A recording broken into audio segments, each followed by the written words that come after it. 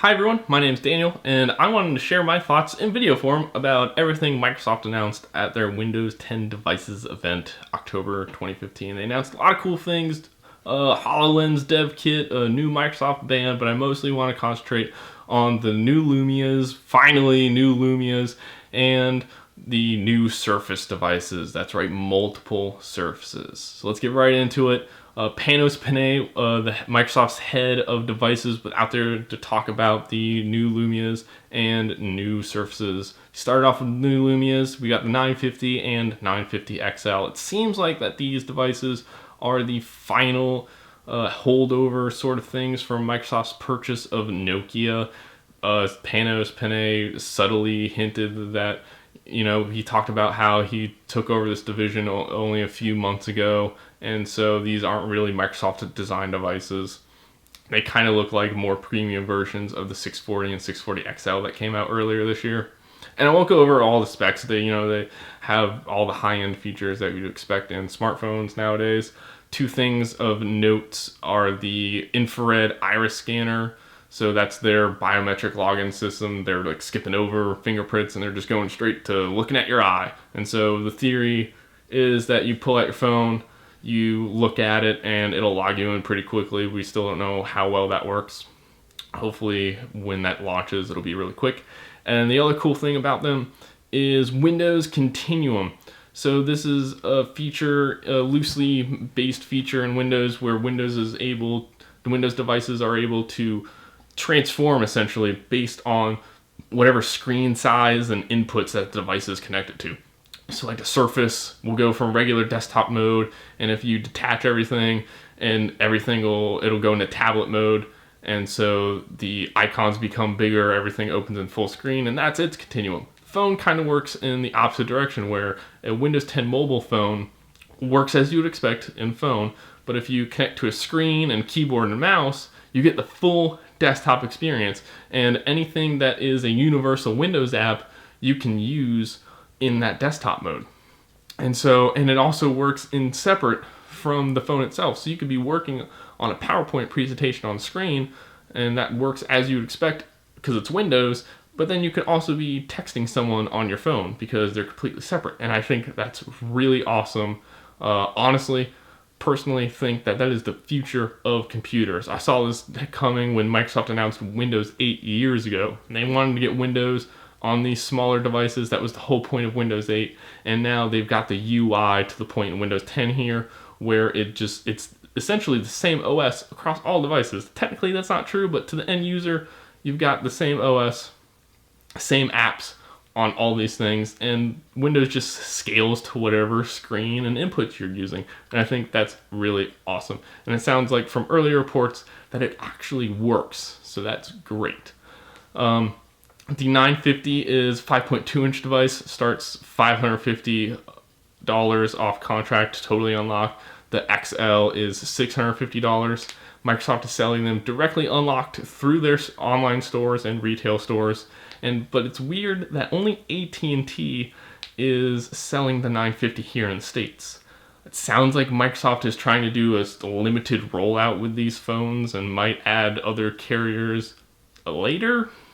I don't really know how they expect to sell phones that way. Most people don't buy straight unlocked. They get them whatever phone that they walk to the store and that's what their carrier has.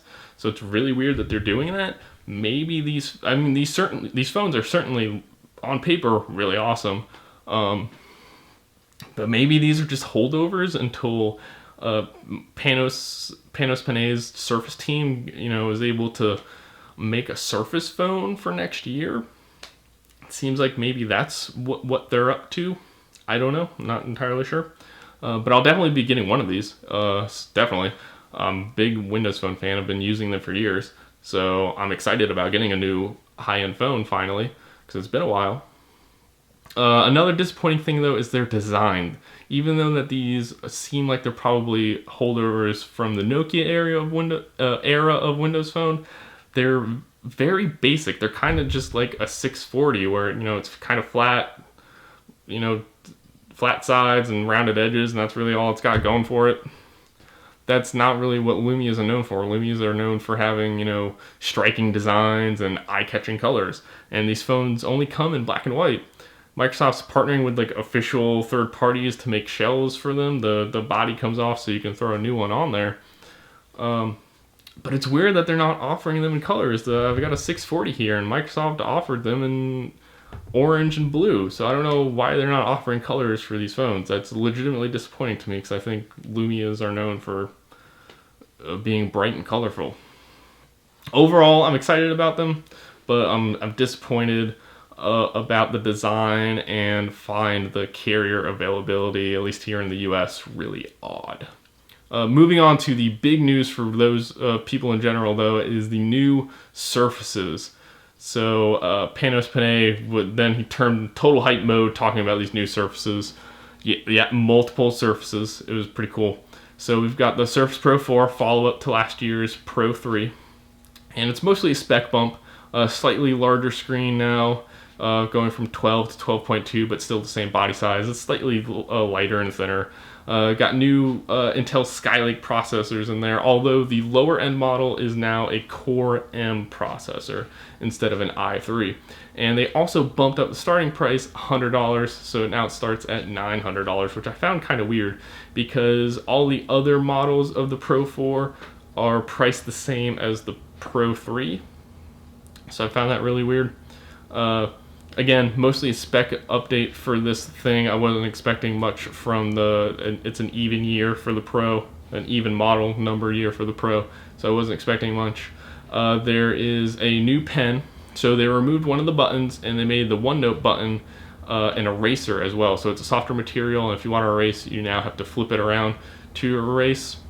I wish there was still an option to have the two buttons. I've gotten used to that. The pen is backwards compatible with the 3. So I might get that. We'll see how it works. And there's a new type cover, so the keys are way better. There's a new larger trackpad. It seems like they have to make that trackpad bigger every time, so they made that bigger. And there's a new there's a different version of the new type cover where it has a fingerprint sensor. So the Pro 4 has a camera that'll recognize you, log you in Windows Hello, kind of like how the new phones work. But if you don't want to use that for whatever reason, or if you have a Pro 3 and you want to use Windows Hello login, there's a fingerprint sensor on that new keyboard that you can use to log in. I'll definitely be getting one of those. Between Windows 10 and this new keyboard, I feel like that'll be a great way to freshen up my Pro 4, and I don't really need to get a Pro 4 in order to feel like I'm one of the cool kids with new stuff. But if you don't have a Surface Pro, I would definitely recommend getting the Pro 4. That's the one to get now. The big reveal, though, was the Surface Book. Microsoft is finally making a laptop. People have been asking for it for years, and so they've gone and done it. It's made out of the same silver magnesium sort of material that the other Surfaces are made of course. And it's kind of like two Surfaces put together. So the top is a 13.5-inch giant Surface, and then the bottom is the keyboard, obviously, and it looks like the same. They have this weird hinge called a fulcrum hinge, where it doesn't completely come together. I'll try to throw up a picture here so you can see. And it looks pretty cool. And it starts at $1,500, which is fairly expensive. This is obviously a MacBook Pro competitor, but the MacBook Pros only start at $1,300, so it's a bit of a price jump there. The big reveal, though, on top of them making a laptop, was that it's also a 2-in-1. So the top of it will detach, and so all the computing Intel stuff is in the top screen portion, and then you have the majority of the batteries in the bottom portion. Only a quarter of the batteries are in the top part, so the battery won't last very long for that. But then you can use it as a Surface. It supports the pen and all that, has all that same features that you'd expect from a Surface device in the top part. But the cool thing about the keyboard portion is that there's a dedicated NVIDIA GPU down there. And to my knowledge, this is the first 2-in-1 to ever have a dedicated GPU in the keyboard part. So that gives it a significant bump in performance there, a lot of oomph in there. So you can do extensive CAD programming or Adobe stuff they were talking about, where you can do a lot of a lot of crazy things with that stuff without having your system chug it all. And another cool thing that you can do is, unlike something like the Lenovo Yoga, where if you want to use it in like a touchscreen tablet-y sort of mode, you have to flip the keyboard all the way back, and then the keys are on your table or like bumping all over your legs or whatever. Instead, since the screen just comes out, you can go ahead, flip it around, put it back down, and then fold it down. And so then you still have the sturdy base of the keyboard, but you can use it in total touchscreen drawing mode, which is pretty cool. Unfortunately, though, the dedicated GPU doesn't come in that $1,500 version. You have to go all the way up to at least the $1,900 version in order to get that GPU. So this is a very, very premium device. It looks pretty cool, but I'm not in the market for one of these whatsoever. They also talked a little bit about HoloLens. The developer version of that is coming out Q1 2016 and costs $3,000. Yeah, that's a lot of money for that thing.